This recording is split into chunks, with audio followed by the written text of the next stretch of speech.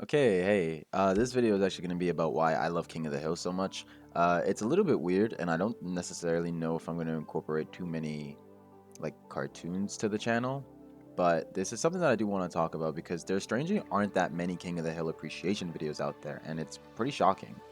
King of the Hill depicts a very traditional Southern Texan family, which features beloved characters such as Peggy Hill, a strong, kind, and hardworking mother who has admirable but less than desirable traits when it comes to getting ahead. She's a little bit of a dick. I'm sorry. Bill, I'm gonna use you. Next is Luann Platter, niece of Peggy and Hank. Luann is an aspiring hairstylist who isn't so bright. Propane is A. Flammable. B. Non-flammable. C. All of the above. We can't eat propane, so... For God's sakes, it's flammable. I could have gotten that! You would have never gotten that. But has a heart of gold. She's like one of the nicest characters on the show. Then there's Bobby Hill, an eccentric boy who wants nothing more than to impress his father. He has slightly different interests than his father, which makes up for a decent amount of the conflict that occurs in the show. Essentially, Bobby loves expressing himself in theatrical ways. He hates sports, is into drama, and is a giant softie. The only thing hotter than this tub is you two ladies. I haven't even hit my growth spurt yet, and I'm already a stud. But as a single guy yourself, Whoa, whoa, whoa. I am not single. I'm available. Hey, Connie. Bobby. Come on, baby. Don't be that way. Why don't you come over tonight? I got a new laser pointer. Finally, there's Hank Hill, father to Bobby Hill and husband to Peggy Hill.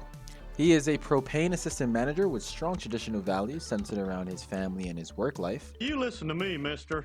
I work for a living. And I mean real work, not writing down gobbledygook.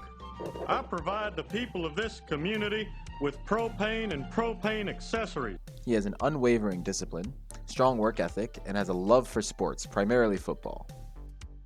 Dun dun dun dun dun dun dun dun dun. Stampede! Go you Dallas Cowboys, go! He sometimes struggles to understand the progression of the world around him.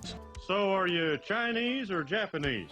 I live in California last 20 years, but first come from Laos. Huh? Laos. We Laotian. So are you Chinese or Japanese? Which can cause him to act irrationally sometimes, but typically learns his lesson and grows to adapt or compromise to the societal changes around him. Now, before delving deeper into the rest of this appreciation letter, that's just to give you an idea of what King of the Hill is. If you want more information, I would definitely suggest watching the show. He has 3 other friends who are wacky in their own rights, but otherwise, I'm likely going to stick to a couple of characters within the show, but I still wanted to give an overview of what the show actually entailed. The reason that this is an appreciation letter to King of the Hill and not necessarily why I think the show is really good is because I feel in some parts the show has really changed my life for the better. The show constantly sees Hank, the protagonist, struggle with accepting Bobby's flamboyant personality. 6 a.m. and already the boy ain't right. Fearing that his exuberant ways may lead him down a path of failure.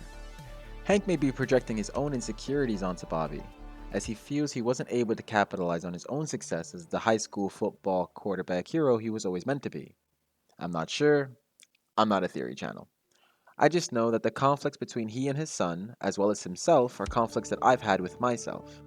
The environments that I grew up in didn't leave much room for emotional growth or development. What are you eating? Nothing. You are eating your emotions, aren't you? Maybe, who knows? I don't know. I don't care. I came out very similar to my father and have been morbidly stoic ever since I can remember. So to see a change of pace where a father is actively trying to accept his son and allow him to develop his individuality is endearing. Even today, I'm made uncomfortable by too much emotion. Similar to Hank, I feel as though I need to avoid the emotional situations I find myself in, otherwise I'll just be entirely too uncomfortable. Cry.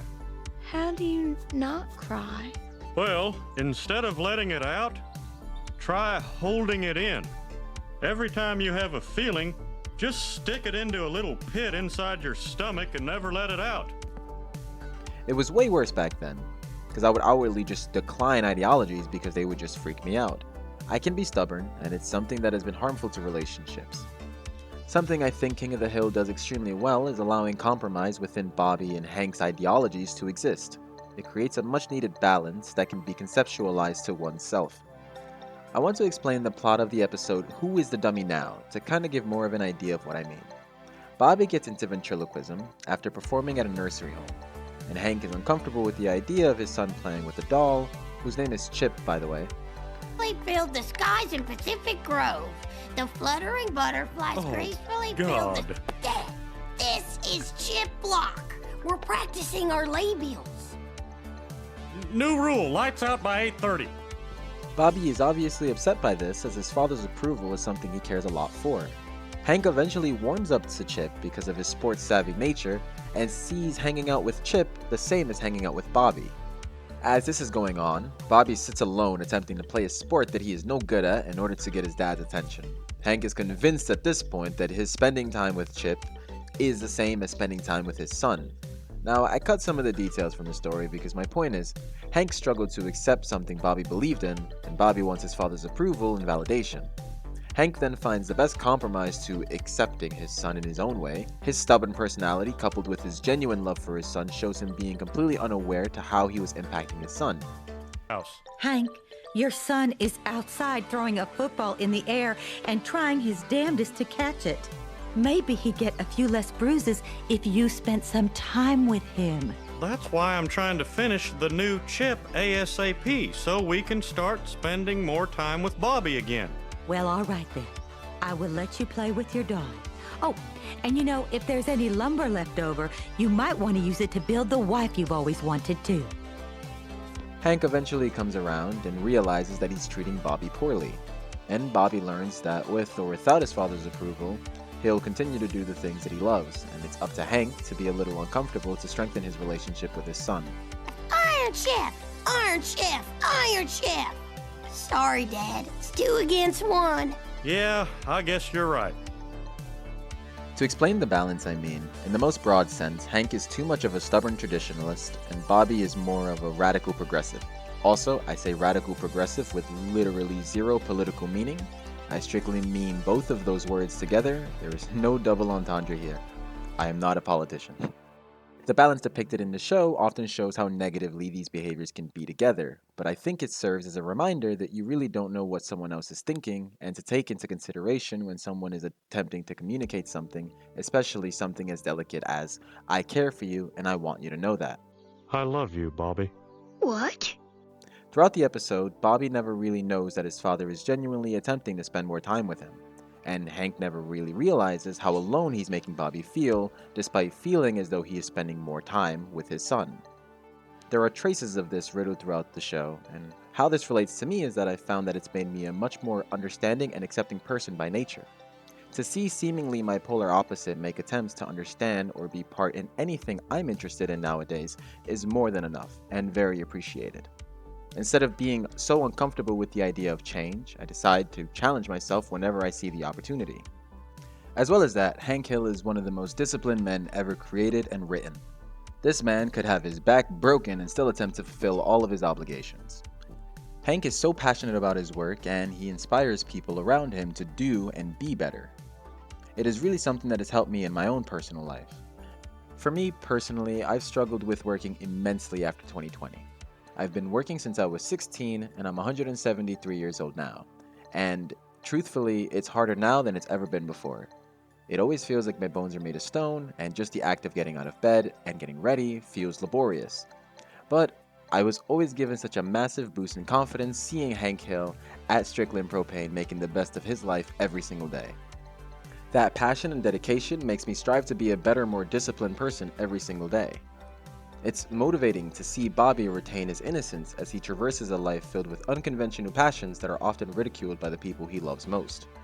And to those people, he remains compassionate, while still finding ways to express his eccentric personality. I've had moments throughout my life where, when I finally did express myself, I felt too uncomfortable because I felt as though I was too different from my usual behavior.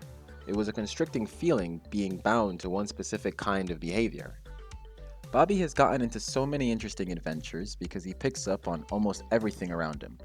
He's impressionable as most kids are, and when he pushes the conventional, such as becoming a cowboy and entering rodeos, his parents clearly support and encourage it as it's something traditional. Until Bobby sees the rodeo clowns and becomes enamored with the idea of performing in rodeos instead of actually being a part of them. When Bobby finally does pursue his passion and becomes a rodeo clown, his father and even some of his peers were clearly embarrassed about that and made fun of him. And while he was obviously hurt that the people closest to him didn't accept him, he never really wavered. He didn't treat anyone differently because they didn't understand him. He mostly set out to inspire the clowns and cowboys to unite, to work as one, to teach and entertain. I see it like this: you can either confine yourself in a box to comply with what everyone knows to be simple and traditional, or you can challenge yourself, explore some interests that seem strange regardless of what other people think, because you found a genuine interest in it. For me, it's been getting into things like crocheting and reading a lot more. Now, I'm horribly inconsistent and can hardly hold on to one task without immediately defaulting to video games during my spare time. I'm terrible. I think my brain is just really small. The point is that you'd be surprised how interesting trying something new could be, and Bobby is amazing at finding interests/hobbies. Traits like this have really helped me be less afraid of expressing the full extent of my personality, and I'm sure this is something a lot of people can relate to as well. It's silly, I know, but I didn't grow up with many role models in my life, and so I find a certain level of comfort being able to relate and create a balance within myself that allows me to be emotional and vulnerable like Bobby Hill, or stoic, strong, and more disciplined like Hank Hill. It's something I've grown to appreciate so much about media, as it can teach you a lot of different things if you let it. Now, I feel I should clarify this. You may not always see lessons in the show you're watching, and you really don't need to. Cartoons never really have to relate or resonate with you in deep ways. Animated shows are not substitutes to real life lessons and should be treated as just what they are: entertainment. Shows like King of the Hill, Bob's Burgers, or even a show like Hey Arnold have so many different lessons embedded in them that can really make you think and show you things from a perspective you may have rejected otherwise if a different source was relaying that message. I hope I managed to express my appreciation for this show and many shows like it. I certainly needed a hand growing up, and it needed to come from more than just a person. That's not anyone's fault. I'm just stubborn, and so, to King of the Hill, I thank you dearly for all the laughs and genuine emotions created by ridiculous fictional characters.